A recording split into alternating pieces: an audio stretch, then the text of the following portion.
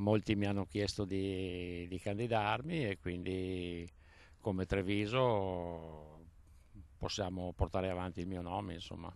Gian Antonio Darè è dunque pronto a candidarsi alla segreteria nazionale della Lega. Da tempo si faceva il suo nome ed ora è il diretto interessato a confermare la volontà di iniziare questa nuova avventura dopo essere stato per anni segretario provinciale di Treviso del partito.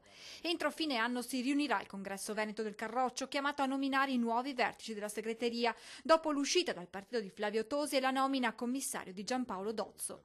Sul tavolo dell'Assemblea nazionale molti punti di politica locale e nazionale destinati ad incrociarsi.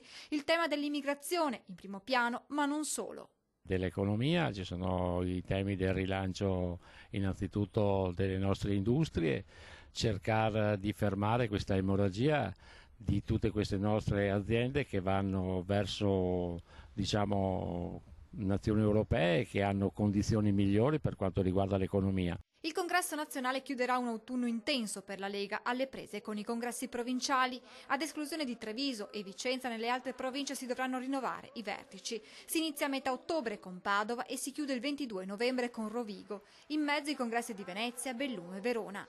Durante i singoli appuntamenti provinciali potrebbero anche essere eletti i delegati che prenderanno parte al congresso nazionale. Il condizionale però in questo caso è d'obbligo, visto che non si è ancora deciso se all'assemblea di fine anno parteciperanno appunto solo i delegati o tutti i militanti.